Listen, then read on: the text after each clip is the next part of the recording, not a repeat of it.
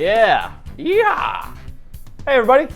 Welcome into The Spread, Nesson.com's football picks podcast, video podcast, actually, as it has been all season. Presented to you, as always, by Nesson.com, with an underlying sponsor this week from NessonFuel.com. Make sure you check out Nesson Fuel for all your automotive needs. I'm Nesson.com's Mike Cole. That's Ricky Doyle. That's Andre Cacciatore. As you can see, got a new place. Nice, huh? Wow, it's playoff time. We had to spruce it up. It's got a new car smell to it. All that studio smell. Great. Yeah. This is what happens when you make one of probably the top 1,000 NFL picks videos on YouTube. Conservatively. Is you get a new place. This is all built for us, just for us, with the support from viewers like you. The ball pit at McDonald's. Yeah. This is just our personal play area. Yep.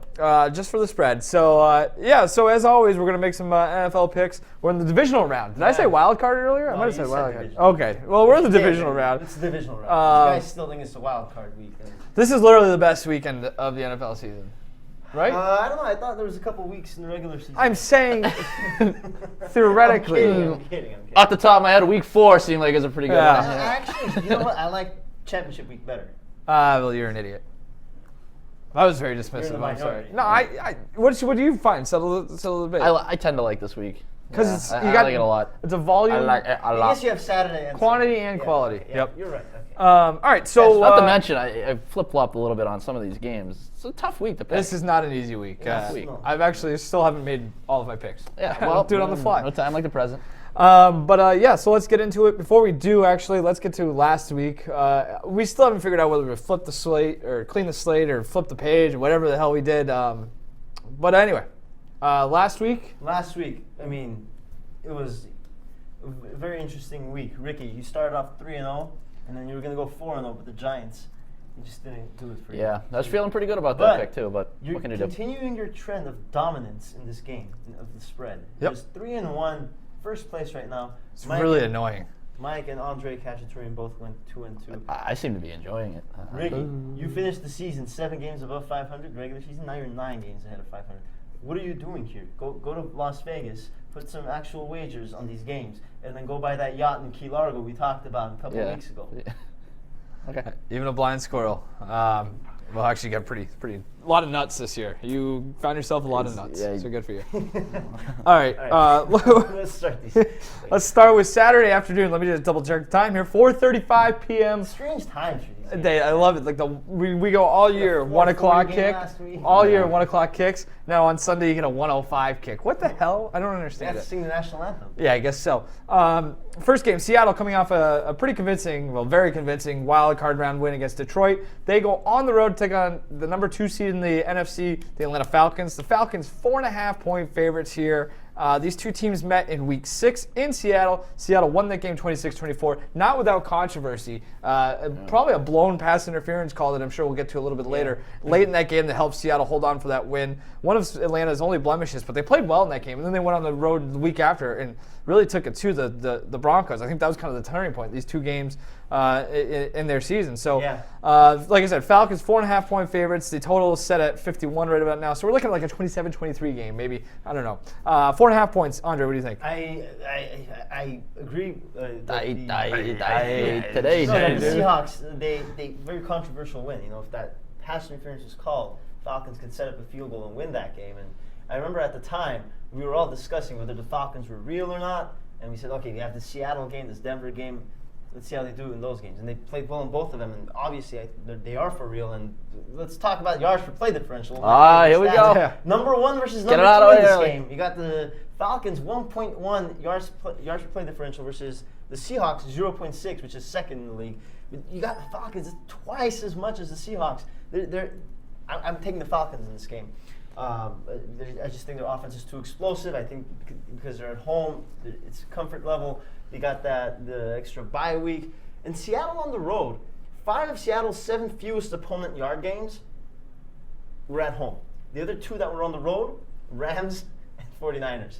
So they give up yards on the road when they're playing decent opponents. And obviously the Falcons are a decent opponent. So I think Atlanta's going to move the ball. I think they're going to make it very difficult for a guy like Russell Wilson, who isn't really a shootout type of quarterback. At least I don't think so. And Seahawks 2 touchdowns in the first meeting were from Kristen Michael, who's not even on the team anymore. So, yeah. And Seattle's offensive line, they allowed 42 sacks. Atlanta has the best pass rusher in football right now. Vic Beasley, 15.5 sacks, led the league. I think Falcons. All right. Battle of the Birds, by the way. This is it. We might have to discuss which one actually won, a Falcon or a Seahawk after this. Not a chance. So Kristen Michael is not going to be playing this weekend, He won't. but my boy Thomas Rawls Yeah. is playing this weekend. I really like what I saw from the Seahawks running game, and I think that's especially important in this game because you have to control the clock, try and keep that Atlanta offense off the field. I think they can do that. You talk about all the yards per play differential and sack percentage. You'll probably mention the Buffalo Bills at some point in this. I don't know how you're going to slide it in there, but I know you're going to bring that to the table. One stat that I really like going into this game is the average time of possession. Seahawks, the NFL's best over the last 3 games. Like I said, goes back to controlling the clock, keeping that Atlanta offense off the field.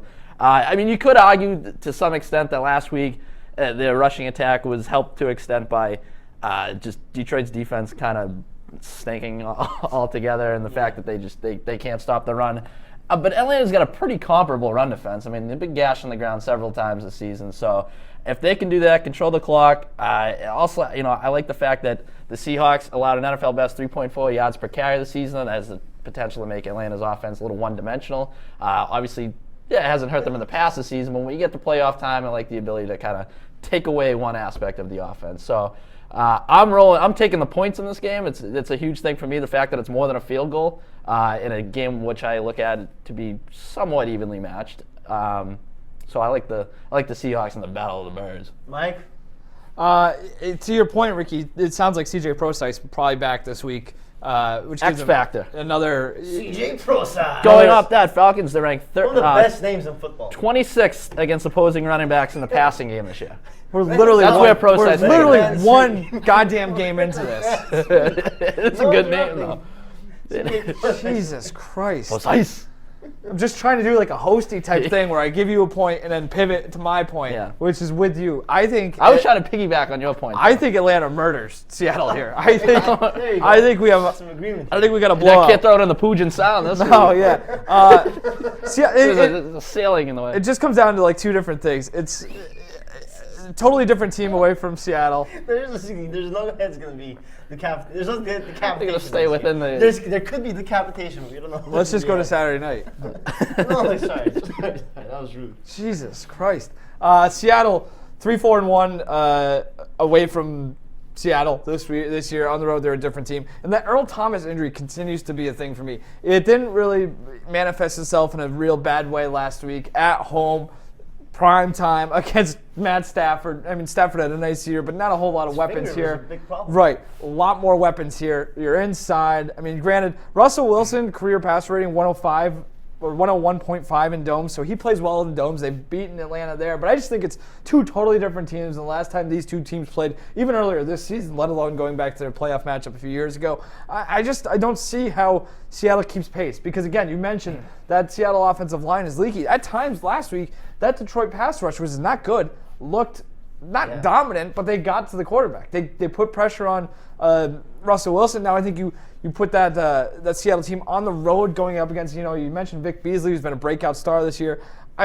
Too many things going against Atlanta on this one for me, so I'm taking too many things going against Seattle. I'm taking Atlanta. I think it's not as close as the spread will say. I think you also have to mention the turnover battle here. Yep. Falcons, surprisingly, they're one of the best turnover differential teams in football, plus 11, and they've only had one game where they've turned the ball over more than once, and it was against Seattle. But this is at home now, and Seattle in the last 7 games, -5 turnover differential. So yeah, they haven't been controlling the ball really well. I think that's gonna be a factor in this one. We're gonna have a little Deion Jones action here, maybe a little pick in there. On the offensive line topic, though, Atlanta's offensive line has had some hiccups this Yes. season. You look at Seattle; they can get after it. Second best sack percentage in the NFL. You're right. And So I mean, if they can cause some problems there, not to mention if they do take away the running game like they're capable of doing, it puts a lot of pressure on Matt Ryan, a guy who, as we've seen in the past, not exactly he's not Tom Brady out there when the intensity gets ramped up a notch. Yeah, and I just look at. But I would trust him a little bit more in a situation like that. See, I disagree. I think that Atlanta has improved more this season, offensively than Seattle has offensively. I think they have the better offensive coordinator. Kyle Shanahan is going to get plucked from that job. He's going to be a head coach before next season probably. And the weapons. Look at what part of the offensive game, other than maybe not even offensive line, does Seattle have an advantage when you're comparing the offenses?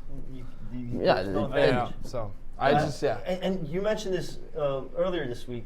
It might have been you. I don't know who it was. Maybe it was someone else that's not in this room right now. But It's a ghost. You come in contact with a lot of people throughout the course of the week. It was a supernatural encounter I had. But I was told that the It's like you're hovering above your body. have one of the best two-headed running attack with Freeman and Coleman. Coleman. Yeah, Tevin Coleman. Yeah. Yeah, exactly. Yeah, so both of Gary those guys. Coleman. Both of those guys would be like the biggest weapon Seattle has offensively outside of Russell Wilson. If they run Except for Seattle. Doug Belvin. I mean, because I still don't know. No, about Jimmy Graham. I don't know. I think you're underselling their Seattle's weapons a little bit. confused. It's- They threw a touchdown pass last week. It was going to this. There's two guys in the same spot, and one guy let the other guy. How about their catches last week too? What's his name? Oh, that was insane. He's like Gumby out Yeah. there. His limbs are flying Got away everywhere. with The guy's it. got the longest against the arms. line. Got away with a blatant face mask, Yeah, ripping he the did, guy's yeah. face. But yeah, there's to the Jimmy Graham point, a lot of inconsistency with that offense. You don't really know what you're getting from them week in and week out. They don't really have an identity on offense, which is a real buzz term. But I don't see Trending in it. the right Who direction. on the Saturday? Should be a good game. Quick Saturday- trends though, because I'm sure we're Oh, gonna I mention meant to trends get to them, at some yeah. point with and all of them courtesy of Oddshot. Can do a good job hooking us up throughout the course of the season, even ramping it up a bit in the playoffs. So big thanks to them. Yeah. But Falcons 0-6 against the spread in the last 6 playoff games, and 4-10 against the spread in the last 14 games at home. So. Also from Throwing Oddshot, that out Seattle 1-4 against the spread in its last 5 games on the road. So it's something really, has to give. Yeah, it's irresistible force. We see a movable object. Here we go, culminating push. in a divisional round battle amongst Titans. All right, so Falcons Devastating or Seahawks. matchup. Seahawks seems like a very tame bird by the See? ocean. Falcons. Falcons would probably win. One of the more First, underrated videos on the internet is when that guy got attacked by the bird at the game a couple of years ago. Is Just Seahawks fell. carnivores Honestly, he or- starts petting him. What do they eat? Well, they're pescatarian, right? They just eat fish.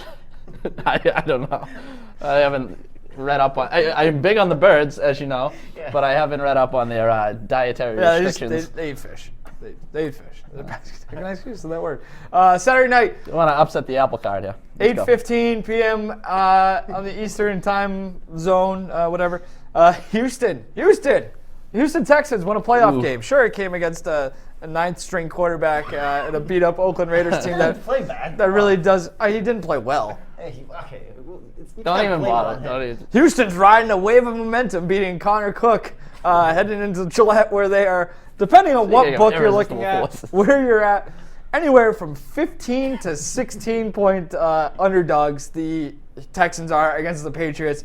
Patriots are, NESN.com, Zach Cox wrote this week, as healthy as they've been pretty much ever.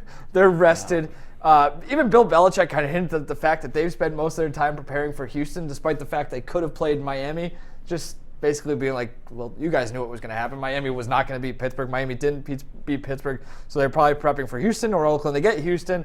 15 points. That's a lot of points. I looked it up on the Oddshark database. Patriots have never been favored by this many points in the playoffs. Never. That's a lot of points. Usually we're looking at like 10, 10 and a half. That's interesting. 15 points. I know. I thought maybe. They played Tim Tebow. In the Right, playoffs. yeah. But yeah, 15 points. Ricky, what do you think? And you add to that too the recent track record against Houston of them just completely demolishing them every time they play them. Right, to It's that just- point, Houston's 1-7 in their entire existence Yeah. against the Patriots. It's ugly. They've been outscored 54-6 in the 2 games since Bill O'Brien took over as head coach. That was a Sunday night game last year and a Thursday night game this year. They got whitewashed 27-0. The Texans, by the way, were favored in that game at Gillette Stadium. That's crazy. Jacoby Brissett played well. They shut him out. The Patriots ran all over them. Do you think the same thing happens here? All right, so my opinion has kind of shifted on this thing throughout the course of the week because I looked at it last week before we even knew their opponent. I kind of thought to myself, all right, this next week has the potential to be a game where you look up and all of a sudden the Patriots have 21-0 in the first quarter and Yeah. they just completely kick the crap out of whoever it is they're playing. But now the more I'm just reading about this and just kind of getting an overall feel for it, it's making me a little uncomfortable. It's unsettling how much the Texans are being overlooked in this game. And listen, It's the playoffs. none of us have been big on the Texans all season. Even, at their highest points, we were like, this team seems very fraudulent. Yep. Their point differential is a very strong indicator of that. But it's so many points in the playoffs. Brock so, Osweiler is still their quarterback. Yeah. So And he's beaten the Patriots in the big stage, though. Yes. this is true. But At so home with a better basically, defense. I would advise the Texans to Better not, receivers. I would advise them to leave their Letterman jackets at home might be the- for this particular showdown. Don't wear the Letterman jackets. No, don't wear the Letterman Don't do jackets. that. Maybe go leave to J.J. Watt at home. A just in different general. wardrobe. But I'm going to take the points. And I'm kind of swallowing hard and doing it because I think this game could get away from them early. But it's also, I mean, maybe we're underselling the Texans' defense a little bit because I can completely see a situation where that's the drum I've been beating for a while, last few weeks. I mean, obviously yards per game is the best indicator of how good a defense is, but number one in that regard. But I'm just looking at the personnel. I mean, a guy exactly. like they've got some Quentin Dams. game changers on that defense. Whitney Merciless, we talked about him last week being, one of the more underrated players in the NFL. Obviously, Jadeveon Clowney continues to. I mean, terror. He just took that game over in the first quarter last week. In the first couple of drives, he was a menace in the backfield, forcing turnovers, doing everything. So yeah. So while I don't know if this game's going to be won or lost by what the Patriots' offensive line does, I think the spread against the spread, it's going to be won or lost by how that offensive line performs. So I'm going to take the points. It could be, and it could simply be a backdoor cover. It could be a game where you look up at the end and the Patriots win by 13, but it never really felt that close. I mean, Houston scores with 30 seconds left or something. It's just, I don't know. There's a lot of fluky things that could happen. It could be a special teams botched, punt return. I don't know. It's just a lot of points. I think in this game you just got to throw all the numbers away because with the Patriots, they're so overinflated in so many categories, including sacks allowed. They're one of the best. If you look at the numbers, you can say, oh, wow, Patriots offensive line has really protected Tom Brady this year. When you really look at who they faced, that's the one thing I'm going here. It's a 16.5-point spread. The Patriots, 14-2 team, but again, they went up against, here's some of the quarterbacks they went up against this year. Matt Moore, Bryce Petty, Trevor Siemian, Jared Goff, Ryan Fitzpatrick, Brock Colin Osweiler. Kaepernick, Landry Jones, Cody Kessler, and Brock Osweiler. Brock Osweiler. That's 9 of their 16 games going up against trash quarterbacks. Trash quarterbacks. The last Cody decent Kessler? team they played. The trash quarterback. Well, Cody Kessler. I know you got a soft spot for him. It was one of his first few games. He needed a lot more seasoning. But The second best quarterback they faced all season was Joe Flacco. Joe Flacco, Yeah. and there's Andy Dalton in there who It's like protection push. this year. The die 1 or And again, 2 and a lot 2A. of people are overlooking no Rob Gronkowski going up against this defense. I think that's a huge advantage that people aren't talking about. It helps the Texans. Also, Texans' second best time of possession in football in the entire season. And, Lamar Miller's running the ball pretty well. I think that's the way the Texans are going to have to go about this game. Hope Lamar Miller runs the ball well, eat the clock, and I'm taking the Texans in this one. It's way too many points. You look at, they played the Rams this year at home. It was a 13-point spread. The Rams. Yeah. Rams. Jared Goff. You think the Texans is 16 points? I don't understand that. That makes no sense to me. It's high. disrespectful. It's really high. Yeah, it is. Very disrespectful. And and again, the Texans +5 turnover differential since week 14. They've been forcing turnovers. I think they can do that. I think they're going to win this game. I'm starting to talk myself into it. Maybe I'm crazy, but they're going to win this game. I'm taking the points and the win. Why not? Because people are currently hammering their keyboard calling you an idiot. I just will mention that they technically had Rob Gronkowski the first time these two teams met. He was targeted once. It was a Thursday night game. His first game that. back from the injury. Yeah, okay. He hardly played. No. I'm not even disagreeing with you. I'm just putting that out there as a point to say that you mentioned Gronk. He wasn't a factor in the first time they played either. All right, I'm just saying. That 16 being points said, spread. clean sweep. Wow. I'm taking Houston as well, and I think you're an idiot for going on record and saying that there's a good chance Houston wins I this game. didn't say there's a good Or there's chance. I'm starting to talk myself into it, is what I said. This feels so much like 2011 when the Patriots walloped the Jets in the regular season. That 45-3. The playoff game was in 2011. Yeah. Yes. I think it was a Monday night game. They beat the hell out of them, 45-3. Yeah. And then New York came back in the playoffs, in the divisional round, and beat them. And I went through and looked at the stats. Go look it up. This Patriots team and this Jets team, these two Patriots teams, very similar in terms of stats alone. Personnel gets a little bit different. I'm not saying that the same thing is going to happen because they're comparable teams. I'm just saying that It's happened before. Yeah. It was a 9.5 point spread. That's a little bit different, but I do think there's some inflation, in terms of the optics of it, where we all look at the Patriots and say, "Oh, the Patriots, they're the Patriots," and then we look at the Texans and say they suck. So I do think the line is a little bit wonky. So in terms of points, I won't be. I'm trying to say this without looking like an idiot because I know we're all going to look like dumbasses when it's 35-0 in the third quarter, and we all took the Texans against the spread. But I think you're acknowledging that there's certainly a chance of that happening. If this is a game, if this is a game in the fourth quarter, I won't be shocked. I think there are a lot of people who be shocked if this is a game in the fourth quarter. I won't be one of them. I just want to let me pull up my notes here real quickly. I'm glad you mentioned Lamar Miller too, because I think this smells like a game that he could have his fingerprints all over. They did a nice job against him. 20 rushes, 81 yards the first time around. But again, that's kind of a lot of the score built into that too, where they were out of it. I think it's highly disrespectful that you said the Texans don't have any receiving threats. I think Fedorowicz is fantastic tight end. I love Deandre Hopkins, probably the best wide receiver, top 5 wide receiver in football. And Fuller had a good first 3 games. Here's the thing, though. How have teams? What I just look at what Belichick does. Belichick does a really good job of taking away receivers more so than anything else. You look at, especially in the playoffs, how have they been beat over the years? How have they been beat? It's usually you hit Tom Brady in the mouth. Which the Texans can do. I know. I'm not saying they can. I'm saying that's probably how they beat him. I don't think they beat him with the receivers. Is what I'm saying. You get hit in the mouth. You force turnovers or you run wild on them, which is what the Jets did. And actually, the Jets threw the ball pretty well in that 2011 game. Sanchez threw 3 touchdowns, Mark Sanchez. But I just think it's a defense. You got to score on defense or special teams, and you got to run the ball. So I don't know how much the receivers play into it this week. But I do think it's interesting to see what Bill O'Brien was asked this week about the spread, about that huge spread. He goes, again, what does that matter? You know what I mean? What does that matter? The only thing that matters is what takes place between the lines on Saturday night. No, I don't really go too much in the Vegas betting line. I don't think that would be a really good motivation tool this week. Bull, I'm not going to say it, but crap. If I'm Bill O'Brien, the wallpaper in the Texans locker room this week is just 16.5 points, or it's just the line, just printed all the way around. Because we're in the playoffs. I mean, I get this Houston team is one of the worst playoff teams we've seen in a long time.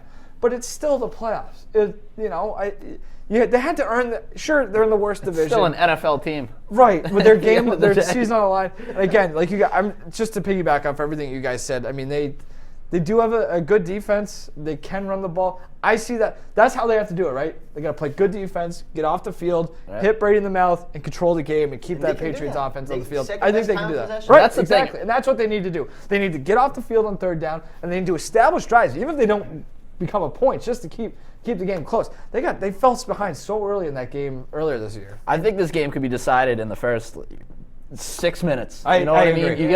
I think you got to have a strong sense for where this game's going right out of the chute. Because that first drive, you hit Brady a couple times. All of a sudden, that's Belichick always the first. It doesn't. Fine. So then exactly. So if the Texans get the ball, you get a couple first downs. At least you get the ball at midfield. Punt, put them in a long field, and then if Brady comes out and tears you up, goes 7 of 8 for 85 yards and a touchdown, the game's over. Tip your cap and then the game's over. Right, right, exactly. But yeah, no, if they can do a little bit on offense early and force a couple punts in the first quarter, maybe plant a seed of doubt, maybe they have a chance.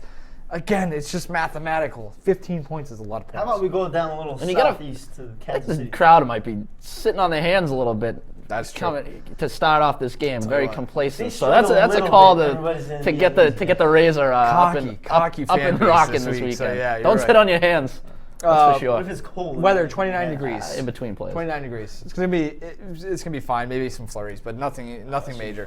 Sunday afternoon. Speaking of weather, Pittsburgh, nice win for them. Really a dominant effort that could have been. I mean, I think it could have been even more ugly than it was. They take care of the Dolphins, no problem. I mean, Antonio Brown had about 600 yards by halftime. The Steelers head to Kansas City to take on the Chiefs. Another rematch. All 4 of these games this week, rematch. None of them interdivisional, which is pretty interesting in my opinion. The Chiefs, 2.5 point favorites for the AFC West champions. This game's in Kansas City. These two teams met earlier this season in Pittsburgh.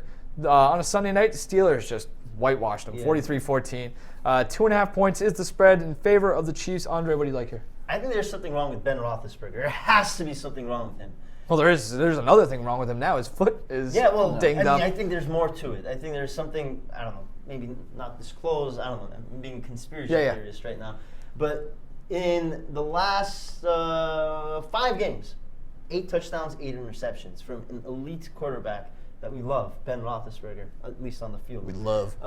And It's a hot take. Putting words in our mouths over here. I mean, we love the way he Bite plays. your He's a tongue. great quarterback. So he made some bad throws against Miami. He got two picks in that game. And he played it like a guy, like you're just playing Madden, where you're like, I don't really, Yeah, that's not gonna You're fly having a against Kansas conversation City. with somebody across the Yeah. room. You're playing online. Yeah, exactly. Maybe you're And 5 or that- 6 beers deep. Yeah, you know, running this. It's not going to fly against Kicking the crap out of Kansas this City. 12-year-old. Yeah. The Chiefs plus 16 turnover differential, number 1 in the NFL. I've talked about the Chiefs turnover differential just as much as I've talked about the Bills pass rush this year. So they force turnovers. They have so many people so many players that just get interceptions, force fumbles. They allow yards. They're not up there in yards in terms of allowing yards per play, but they win games by forcing turnovers and making big plays defensively. And I think that's with a guy like Roethlisberger throwing interceptions so much as he has been the last 5 games or so. I think that trend might continue, especially against the Chiefs. Weather's going to be bad, 30 wintry mix. Roethlisberger's a little banged up. I've talked a lot about the Steelers' pass rush. So people listening to this can say, well, what about the Steelers' pass rush? They have 30 sacks in the last 8 games, most in the NFL. Well, slow down a little bit. The Chiefs have done a great job protecting Alejandro Smith. Only 4 sacks in the last 5 games. And Smith has been running the ball a lot lately, too. He's 3 rushing touchdowns in the last 3 games. He's becoming a confident quarterback. I think he's more than just a game manager now. And I think, again, the special teams advantage, you got to give it to the Chiefs, too. Tyreek Hill, he's in the last 4 games, he has 4 touchdowns, and all of them have been from more than 68 yards. So That's insane. it's just Chiefs. Chiefs. See, I went into this almost wanting a reason to take the Chiefs, largely because they were my Super Bowl pick at the beginning of the season and get true. there. So I didn't want to back off it, but I am. I'm taking the Steelers in this game, and I think you're right. There is something going on with Roethlisberger. Well, at least I feel like, and obviously just the reports that we know about obviously add a kind of another variable, another layer to this whole thing.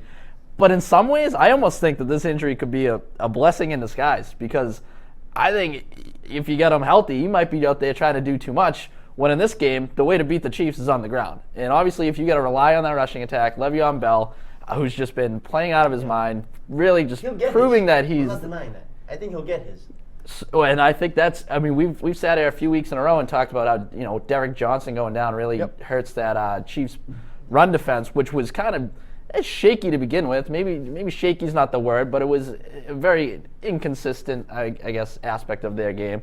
So I can just see a situation where Bell goes off again. You open it up like you did against the Dolphins with maybe a short pass to Antonio Brown. He makes the yards after the catch come into play. Yeah. And I also look back at, you can talk about the home field advantage, but the Chiefs had those regular season home losses to the Titans and the Bucks, 2 teams who can make plays on defense and run the ball pretty well. Similar formula with the Steelers have, obviously them being non-playoff teams. So basically the Steelers' offense is like theirs on steroids to an extent. But I don't know. I just don't see where the Chiefs have the offensive firepower to keep up in this game. Tyreek. Yeah, But there's only... Again, for like the 5th consecutive week, you're discounting the impact Raheem Nunez-Roches might make in this game against that Steelers offense. I do think that there certainly is a format and a blueprint for them to follow. But I'm taking the Chiefs as well. If we're sitting here on Monday morning and it's like, well, Le'Veon Bell ran for 165 yards, then yeah, Pittsburgh won the game. But I think that Kansas City, this isn't, nothing earth-shattering, a little bit better defensively than Miami. And they're also a lot healthier. They're playing at home. So you got to account for that. It's tough to go in there and win, despite the fact that you just laid out the case for how you go in there and win. I just think things get a little bit different in the playoffs. And again, I think that defense matches up a little bit better. The running game is going to be an issue, but I think you kind of live with that. As long as you're not giving up big plays over the top to Antonio Brown, or you're not letting Eli Rogers get open in space, I think you can live with it. You let him get his and just hope that it's manageable. And I do think that there's going to be some opportunities for big plays. We saw late in the game, Matt Moore playing almost certainly with a concussion, or at least looking like he's playing with a concussion, was able to orchestrate some longer drives. And you know what? How did Pittsburgh really take advantage of that game? How did they really put that game away? The turnovers.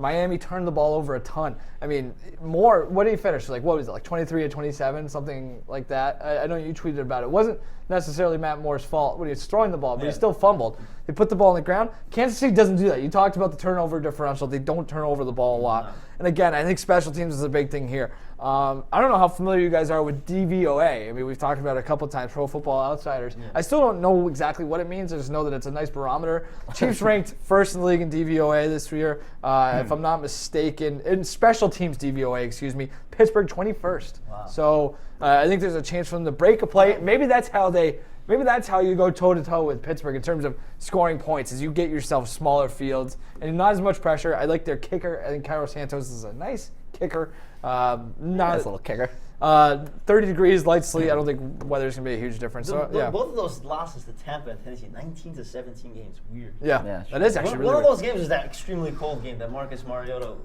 played well. Yeah, you didn't believe in him. Interesting little thing here. I was reading this earlier from ESPN.com saying the Chiefs are 7-1 against opponents that finished the season in the top 10 in scoring. And the way they did so is by actually posting some high point totals. You got 33 and 37 against the Chargers, 26 against the Raiders, 27 against the Saints, 30 against the Colts, 29 against the Falcons. The difference, I think, though, is that the Steelers' defense is better than any of those teams' defense. I wish you had emailed me that. Why? That's a good stat for us on this side. I agree. I think the potential. I still don't think it's that good. I think the potential for the Chiefs to put up as many points as they put up against those teams is not as high. Here's where I agree with Mike about the Steelers. I think they're going to have a lot more trouble scoring points against the Steelers than they did against any of those teams. Pass rush, 30 sacks. Again, I've mentioned it 1,000 times, but bad schedule. Yep. They had a couple of Browns games in there. They had 8 sacks against the Browns in those games. Took advantage of the beat-up Bengals. I feel worse when it comes to Pittsburgh. I feel worse for them facing a team that can air it out a little bit. Because I think that's where the defense is vulnerable. Right. I think in a matchup like this, they can hold their own enough to the point where, like I said earlier, get the yards out of Le'Veon Bell and Antonio Brown and kind of ride your playmakers. And here's one more thing no one's talked about. Who's in the cover? Travis Kelce. He's probably the best. Outside of Antonio Brown, the best offensive player. He's been a stud this year. Skilled player on both sides. So, who's in the cover? Le'Veon Bell, maybe. I don't know. Let's call it Mike Tomlin right now. We're ranking skill players in that game. I guess, Bell, Kelce's probably the best tight end in football. Right? Probably. Good point by our buddy. All three of us. We're tight with Joe Osborne over at Oddshark. Johnny Oddshark. No, that's Joe Osborne. Joe Osborne's a different guy. I didn't know I wasn't paying attention. I just heard Oddshark and went right for my boy. Andy Reid, after a bye in the regular season and the playoffs, 19-2 straight up, 15-6 against the spread. Put that in your back pocket. Andy Reid doesn't spend his entire bye week eating jerky. He actually prepares. Sunday, the main event. Once again, the Green Bay Packers in the biggest game of the weekend. I might have to ref this one.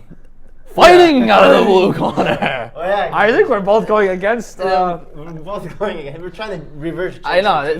I don't know. I'm not. I don't believe in that. Like whatever I say on this stupid TV internet show doesn't affect what happens Sunday. With a great set though. With a great set. In Arlington, Texas. Really moving. Green Bay Packers coming off a very, very convincing win. I did it on Twitter, just pump my chest and say, I was so sick of hearing about it's going to be Patriots, Giants again. Did you watch the Giants all year? Jesus Christ. They had a fine defense, but just they weren't going to score points. They didn't score points, and they got punched in the mouth, and they went away. They cowered. The Packers in that second half, especially that last drive where the Packers just ran it right at them. Oh, that Giants team wanted nothing to do with it. My favorite play of that game was when Clay Matthews just destroyed. Oh, that was awesome. And then they, what are you doing? What are you doing? Paul Perkins. Slowly walking to the ball. He comes up out there. A lot of big hits on Sunday this past week. That's why I loved it. It was great. Matt Moore, Paul Perkins. Yep. Matt Moore like 3 more times.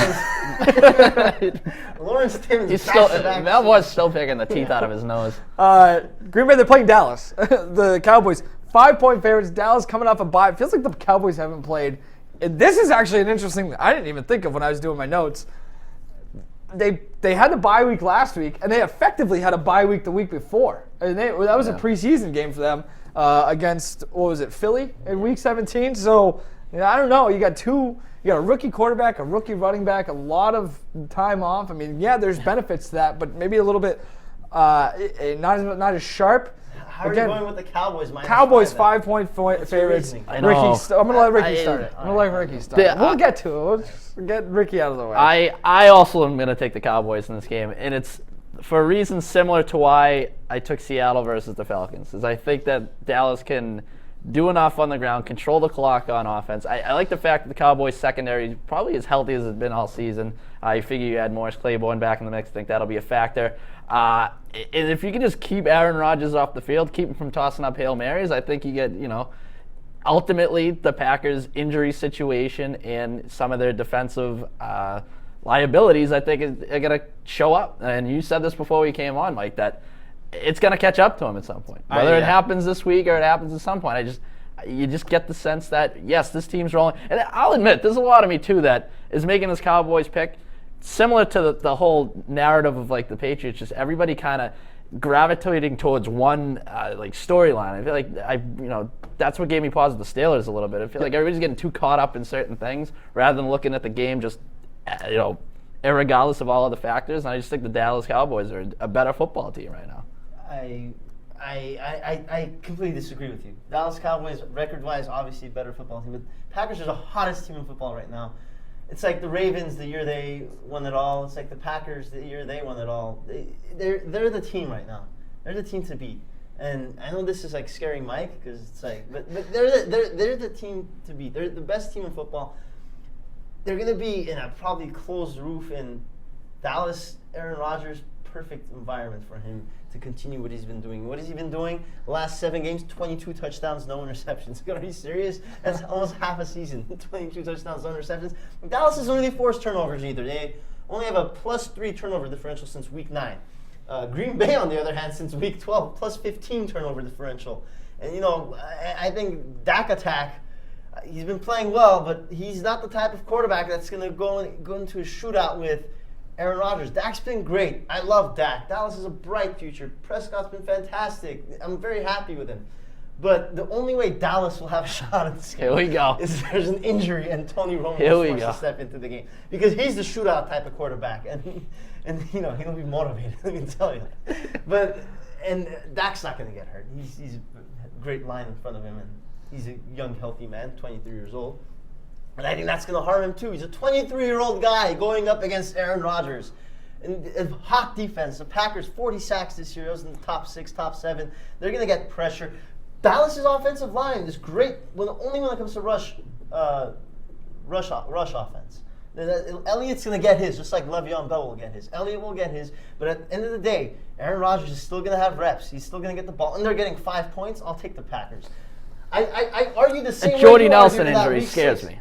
Well, yeah. Scares the living daylights out of me from picking the too. Packers. The Cowboys aren't going to win. This is on the other side. This is Des Bryant's revenge game for the catch that should have been. Yeah. He's going to go off. I'm going to tell you right now, 150 yards. Put it down in permanent ink, invisible ink. I wish. I hope you're right. He also was banged up week 6. Des wasn't much of a factor. Look, I argue the same way you argued in week 6. Elliott will run the ball down, so eat the clock. But Rodgers was not playing the way he is now in week 6. He was garbage quarterback back. He wasn't garbage. Garbage to his standards. Now he's on top of his game. I get it. It's just asking. It's asking a lot, and it's taking away his biggest safety valve. 0 interceptions Nelson in the last 7 games. Oh, it's gonna be a disaster.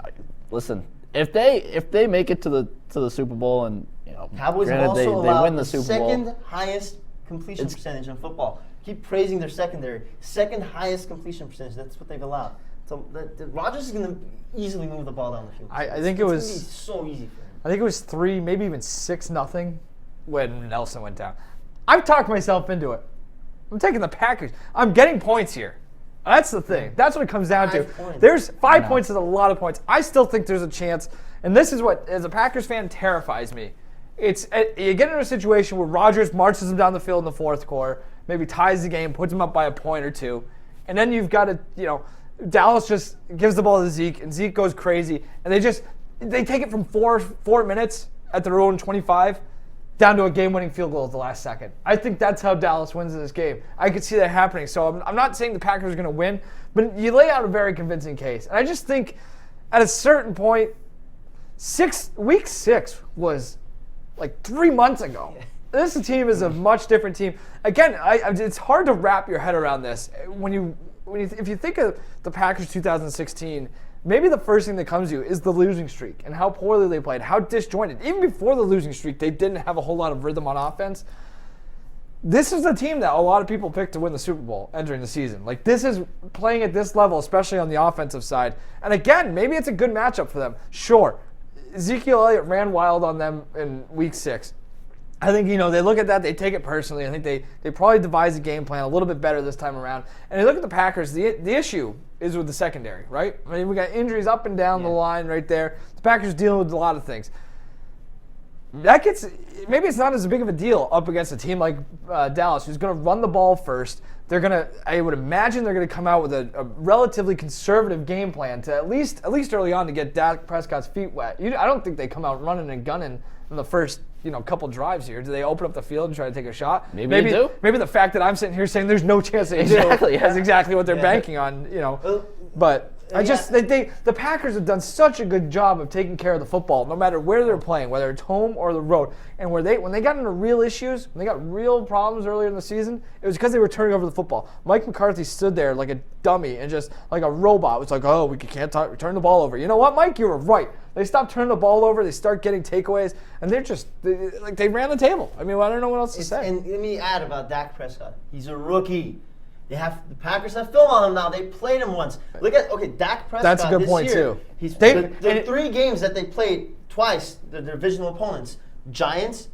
The second game they played was the worst game of his career. 45% completion percentage. He threw 2 picks in that game. Second game Dak played against Washington. Dallas won. It was only a 5-point victory at home, but he couldn't even. For the first time in his career, he didn't crack the 200-yard mark. Dak. And the third, Eagles. The second game against the Eagles. He had a couple drives. He only went 4 of 8, 50%, 37 yards. It's small sample size, but not very good. So the second time around, this is going to be interesting for Dak in his career when teams have, the book on him. They have film on him.